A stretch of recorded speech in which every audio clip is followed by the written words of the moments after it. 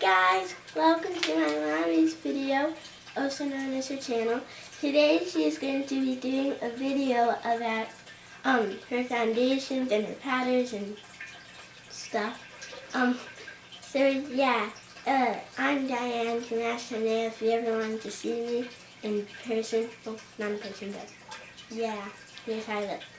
Bye. Hi guys, yes, I'm doing a video today on a new foundation, a new high-end foundation that I'm trying out. It is the Tom Ford Perfecting Traceless Foundation. So if you'd like to see my thoughts on that one, stick around.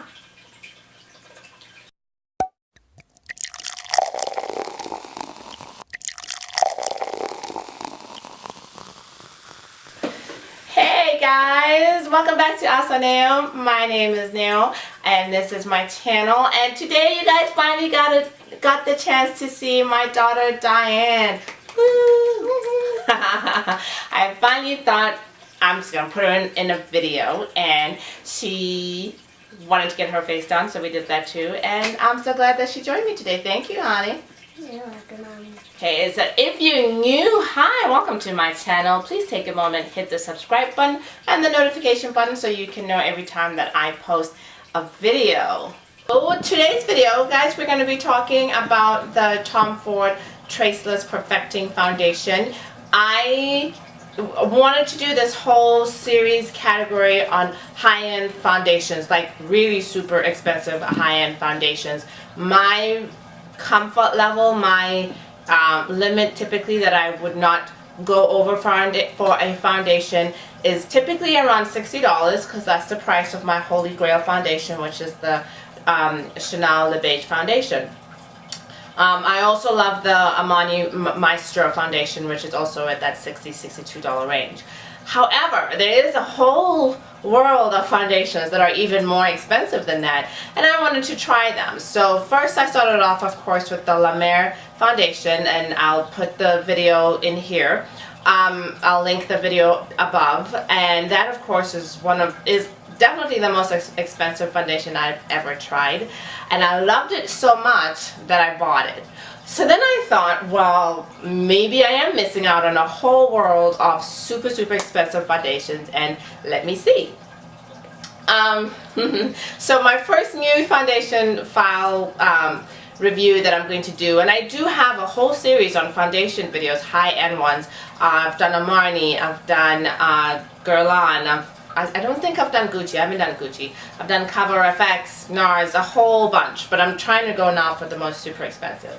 So I will not lie, of course we're limited here as gorgeous blonde girls, because the super expensive foundations don't always come in my foundation range, in my chocolate color, so I do acknowledge that. But when they do, I thought, well, I'm going to try it. So, oh, wait. So that's why I decided to try the Tom Ford Perfecting Foundation. My color is 10.0, which is chestnut. And the lady who helped me out did let me know that the numbers don't necessarily cross-match. So if you are a 3.0 in the regular Traceless Foundation, you don't necessarily translate to a 3.0 in the Perfecting translates. There are 3 of these Traceless foundations. There's the regular one, which comes in a square bottle. There's the Traceless Perfecting, which comes in a round bottle. And then there's the stick one. Hold on, I gotta move my legs here. And then there's the stick foundation. I have not tried the stick foundation. I'm not a fan of stick foundations. It's just not my thing. When I was discussing with the lady the difference between the Traceless and the Perfecting, she said the Traceless was much more dewy, and that the Perfecting was less dewy but not full on matte. So this summer, and I am going to be getting dewy naturally in this Arizona heat, I thought, well, let me start off with trying the Perfecting, the Traceless Perfecting, since that's a bit more matte and less dewy. So now, something I always say on this channel, if you're not sure of a foundation, get a sample first. And I didn't go to Sephora for this. I actually went to my local Neiman Marcus, and they were able to give me a sample, to make me a sample. So get a sample first, ladies. Especially if you're not sure about the color, or if you're just not sure. This is, like like an $85 foundation, so I'm not just gonna buy that without trying it. I'm actually wearing it right now, so you know, if you guys are loving what you're seeing so far, then I guess it would be a good investment. So why don't we go into a clip now where you see me put it on, and then I will come back and talk about what I thought about this foundation. When in the clip, I'm pretty sure I already have on my eyes done and lipstick. I also already have on my concealer. So yeah, keep that in mind. So clip here. So I will start off by saying that I have put on my Kevyn Aucoin Sensual Skin Enhancer, and mine is SX14. It has a very salmon under color to it, so I do use it as my concealer as for my under eye. And then I have put that on already, and then I also even it out a little bit with my favorite concealer, which is the Double Wear by Estee Lauder. So I'm just gonna tap it onto the back of my hand, and I'm just using the giant mirror from my Lorac Pro Contour Kit so I can see what I'm doing. I forgot to put a mirror behind the camera today. But yeah, that's what I'm doing. Did you spray it? Okay, don't get your grubby little hands all over. Oh, I have an assistant today, as you guys heard in the intro. Hi guys. And there she is again.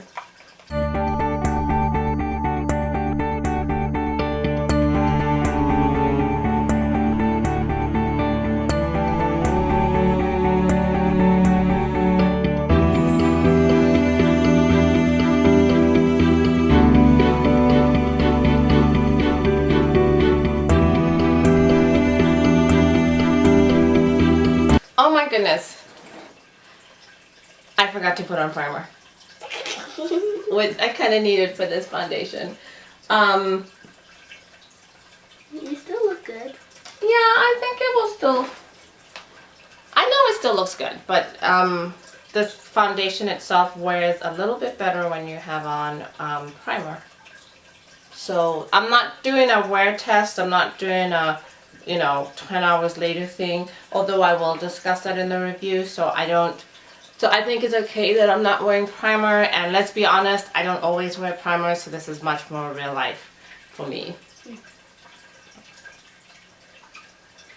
I wear concealer, I wear 2 concealers, I wear foundation, not always primer.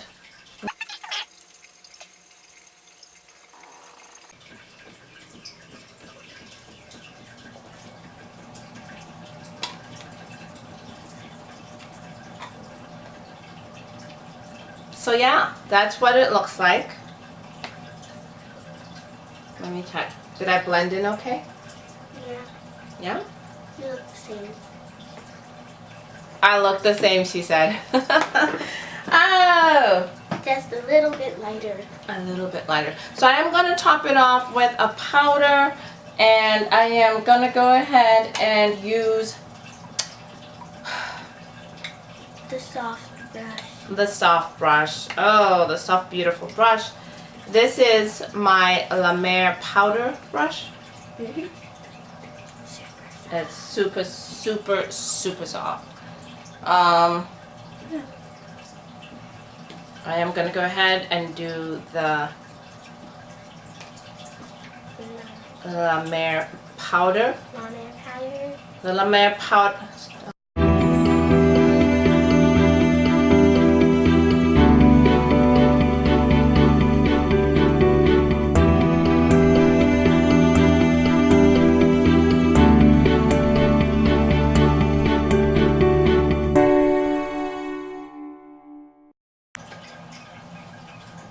And we're back.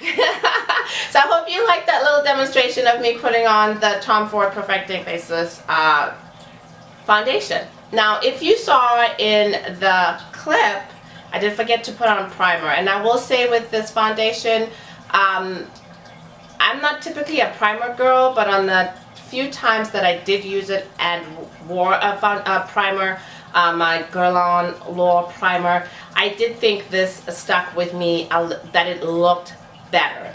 I think it looks good without primer, but it did look just a tad bit better. Now, if you have noticed, guys, I have not purchased this. I did not purchase this. I love the color match. I think it matches me very well. I think it looks really decent on my skin.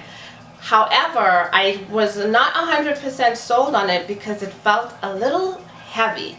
This is a thick foundation. I mean, it's not the watery foundations the way the Armani Maestro is. It's not a watery foundation the way the Chanel Le Beige is. So, you know, if you have something like this, like I do in here, it will pour out eventually, but it's like a slow thick trickle that will come out. If I did this with the Le Beige or the Armani foundation, it would literally just pour out. I mean, the Armani foundation isn't a dropper. I don't think that would be feasible with this. It's a thick foundation and it does provide medium to full coverage. There's no light coverage with this foundation, so it's definitely buildable, and you can get fuller and fuller until you're just, you know, completely full coverage foundation. I'm not a full coverage foundation fan. I think they have their place, and I do have a couple. I have the Chanel Le Beige, no, the Chanel Taunt foundation. I forget the name, but if I remember it, I'll stick it in here. And I do have the Nars All Day Luminous Weightless Full Something foundation. And I will be very honest, those two foundations are my two least used foundations. I just find them a little heavier. If I'm doing a whole day or a day into night type of thing, and I want to look really put together for an extended period of time, then I would reach for those two foundations. But for my day-to-day life and how I typically wear foundation, which is during the day, and then if it's gone by 7, I don't care, I don't need it, then I don't like this for that. So I'm on the fence about buying this because I just don't feel like it's a kind of foundation that is the kind that I would wear regularly. The price obviously has a lot to do with my decision. If I'm going to buy a foundation that I'm maybe going to use once a month and that will expire within, please be careful with that. That was my dad's camera. So you can play with it, but just be careful, okay? What was I saying? So if I'm going to buy a foundation that I'm only going to use once, maybe twice a month, that will expire within a year and a half, a year, I think the label is a year. If I'm going to buy that kind of a foundation and not use it, then I don't necessarily want to spend $85. I use the Chanel one probably once a month. Jiggle the mouse, please. I use the Chanel one probably once a month, and that was an expensive foundation. And so I feel like for the purposes of what I would have this in my personal, the purpose of what I would use this for in my personal foundation collection, I feel I have that covered ×2 with the Chanel and with the Nars. But if you do love that foundation that when you first put it on you can feel it, if you want that you know, it's not a super matte look, but it is a I'm wearing foundation. I feel like you can see it, right? Yeah. It is that look. So if you're a medium to full girl, if you have maybe scars you need to cover up, then definitely this is a foundation you need to check for. Are there other less expensive foundations that can cover this? Probably. I don't know because I typically don't wear full coverage foundations, so I'm so sorry to say that.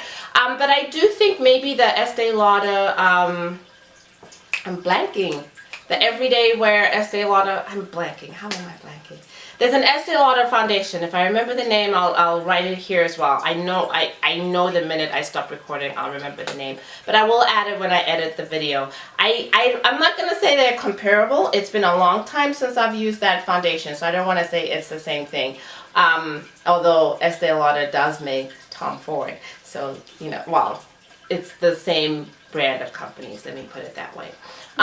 So this has been a really good foundation. I do plan on using up my sample. I've got some travel coming up where I think I will want something fuller that I can wear all day and into the evening. So I will definitely take this sample with me. For reasons I've already stated, though, I will not purchase a full-size sample. But hey, I got to try an $85 foundation. Why not? So yeah. So I hope you guys like that. I hope you like this series of my video. I hope you like this series of videos on my channel where I'm discussing higher end foundations, and let me know what you think. Thanks guys so much for coming back. And oh, I forgot to say, if you've been here before, thank you so much for coming back. And if you're a new subby, thank you so much for checking me out. Don't forget, here on AhhhSoNeo we have beauty and luxury videos, and then the occasional round of tag videos that come around, because I love doing those too. You want to come say bye? Yeah. Bye guys. Give a thumbs up to this video and subscribe and comment. My mom likes to chat with those of you who comment. It's true, I do. We like to chat. Bye guys. Bye.